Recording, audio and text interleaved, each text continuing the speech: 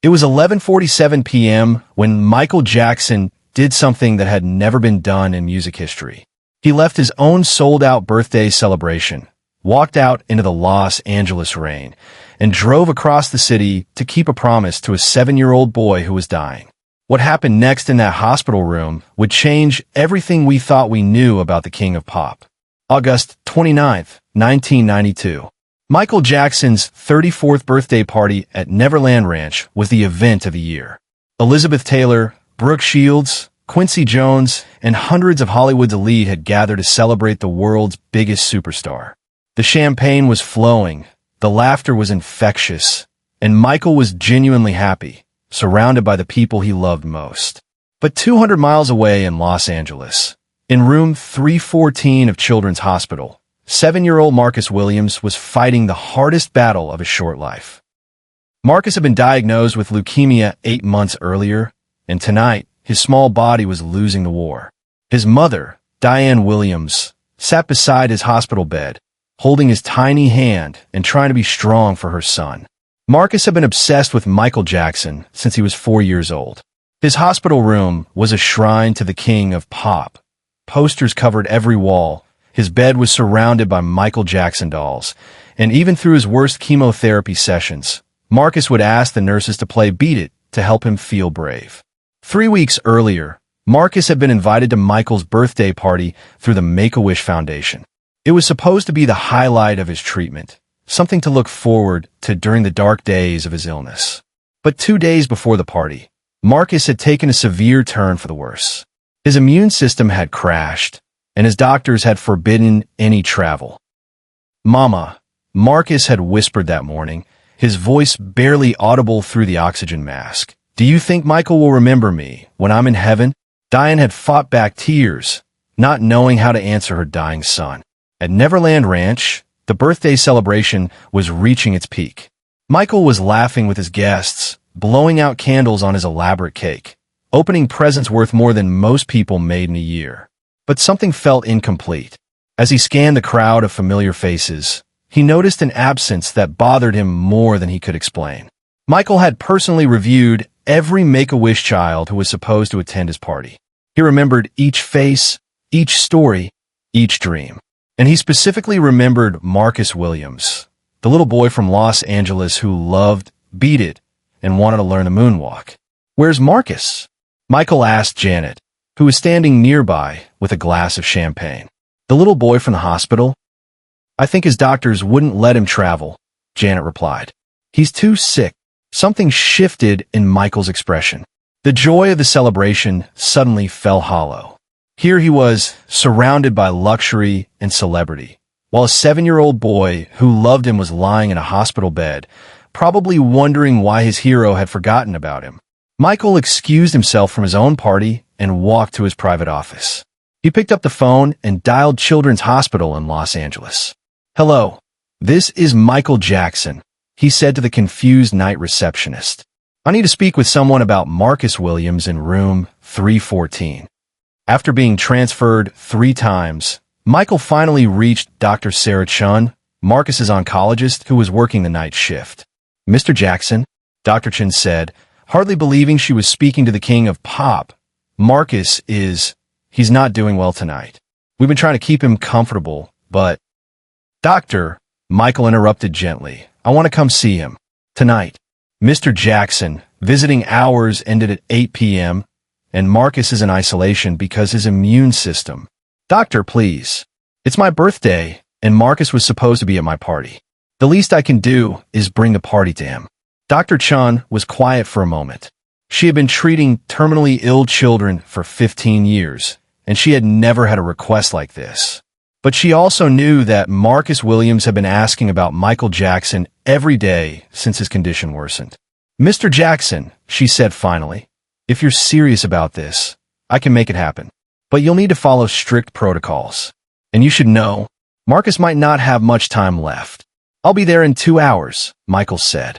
What happened next shocked everyone at Neverland Ranch.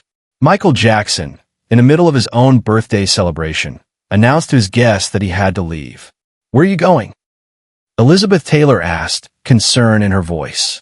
"To keep a promise," Michael replied. already changing out of his party clothes. Michael's security team tried to talk him out of it. It was nearly midnight, it was raining, and he was leaving his own birthday party to visit a hospital.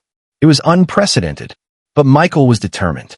At 12:30 a.m., a small convoy of cars pulled up to Children's Hospital of Los Angeles. Michael Jackson, wearing a simple black jacket and surgical mask, walked through the empty corridors of the pediatric wing, carrying a guitar case and a bag full of presents. Dr. Chin met him at the elevator. "Mr. Jackson, I have to warn you. Marcus has been unconscious for most of the evening. He might not even know you're here." "He'll know," Michael said quietly. When they reached room 314, Michael stopped outside the door.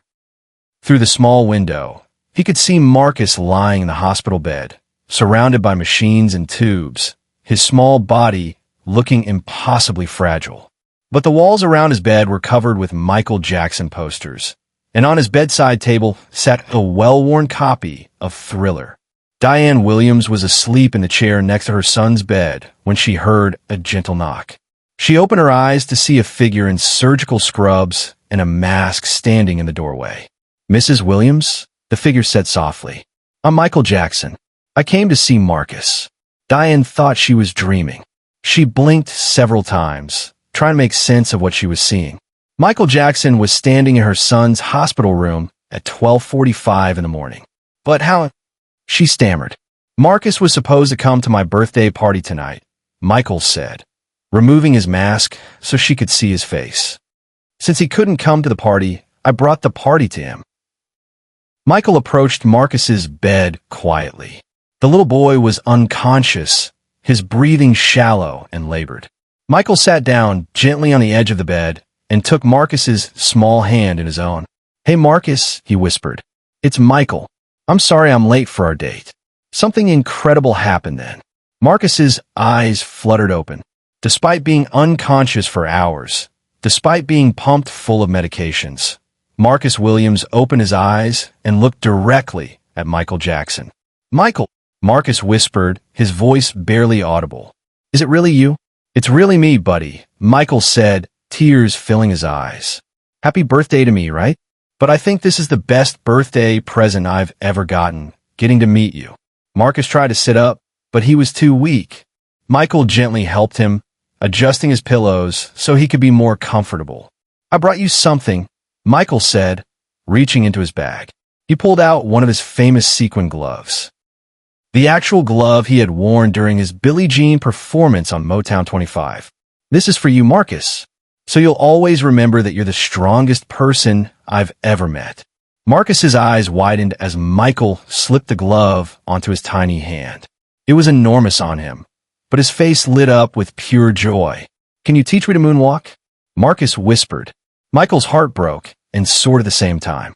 Here was this dying little boy, asking to learn the moonwalk in a hospital room at 1 in the morning. "Of course I can," Michael said.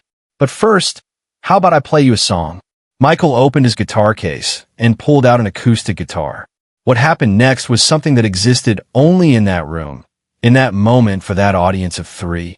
Michael Jackson sat on the edge of Marcus Williams' hospital bed and played a soft, gentle acoustic version of Beat It. But he changed the lyrics, making them about being strong, about fighting, about never giving up. "Just beat it, you're stronger than you know. Just beat it, you've got the heart of gold." As Michael sang, something magical happened. Marcus, despite his weakness, began singing along. His small, fragile voice harmonized with Michael's, creating a moment of pure musical connection that transcended illness, death, and time itself. Diane Williams stood in the corner of the room, tears streaming down her face, watching her dying son sing with his hero. When the song ended, Michael leaned down close to Marcus. "Marcus, I want to tell you a secret," Michael whispered. "Every time I perform, every time I go on stage, I'm going to think about you. I'm going to think about how brave you are, and it's going to make me braver too." Marcus smiled the biggest smile he had managed in weeks. Really? And you know what else? Whenever you hear my music, even when I'm not with you, you'll know that I'm thinking about you. Music connects us, even when we're apart." Michael spent the next hour in that hospital room. He taught Marcus a modified moonwalk that he could do lying in bed, a gentle, sliding motion with his feet under the covers that made the little boy laugh with delight. He showed him pictures from Neverland Ranch and promised that when Marcus got better, he would have his own personal tour. But both Michael and Diane knew that Marcus wasn't going to get better. The doctors had been clear about that. This wasn't about false hope. It was about making sure a little boy felt loved and special in his final moments.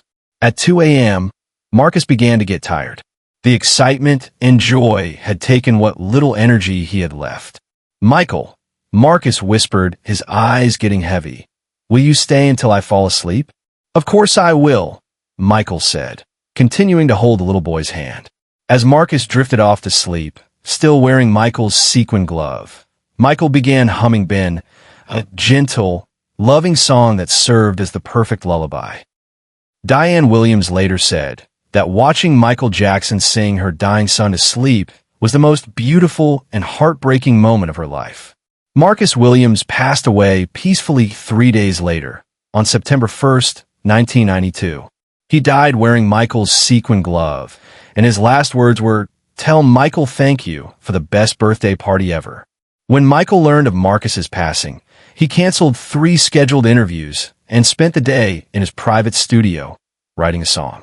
That song would eventually become "Gone Too Soon," one of Michael's most haunting and beautiful ballads about the fragility of life and the preciousness of every moment. But the story doesn't end with Marcus's death. The night Michael spent in that hospital room changed him profoundly. From that night forward, Michael made it a personal mission to visit sick children whenever he was on tour. Not for publicity, not for media coverage, but privately, quietly, in the middle of the night if necessary. Michael's staff learned to always keep a few sequin gloves on hand, because Michael would often give them away to children who needed a little magic in their lives. Dr. Sarah Chun, who facilitated that midnight visit, said years later, "In 15 years of pediatric oncology, I saw many celebrities visit sick children. But Michael Jackson was different. He didn't come for photo opportunity. He came because he genuinely couldn't bear the thought of a child feeling forgotten." The Marcus Williams Foundation was established by Diane Williams in 2003, providing midnight visits and special experiences for terminally ill children who are too sick to participate in traditional wish programs. The foundation's motto, inspired by Michael's words to Marcus, is, "Music connects us, even when we're apart." Michael kept a photo of himself with Marcus on his bedside table at Neverland Ranch until the day he died. In the photo, Marcus is wearing the sequin glove and grinning from ear to ear while Michael smiles beside him. When Michael Jackson passed away in 2009, Diane Williams was one of the speakers at his memorial service. She told the world about the night the King of Pop left his own birthday party to keep a promise to her son. "Michael taught us that true greatness isn't measured by the size of your stage or the number of your fans," she said through tears. "It's measured by your willingness to show up for one person who needs you, even when no one is watching." Today, there's a small plaque in the lobby of Children's Hospital of Los Angeles that reads, "In memory of Marcus Williams and all the children who remind us what really matters." Sometimes the most important performances happen for an audience of one. The story of Michael Jackson's midnight visit to Marcus Williams reminds us that the greatest acts of love often happen in the shadows, without cameras, without applause, without recognition. It reminds us that sometimes the most important thing we can do is show up for someone who needs us, even when it's inconvenient, even when it's difficult, even when no one will ever know we were there. Michael Jackson could have stayed at his birthday party. He could have sent flowers to the hospital, or a signed photo, or had his people make a donation. Instead, he chose to drive through the rain at midnight to hold the hand of a dying little boy and sing him to sleep. Because sometimes, when you have the power to make magic happen, the only choice is to use it.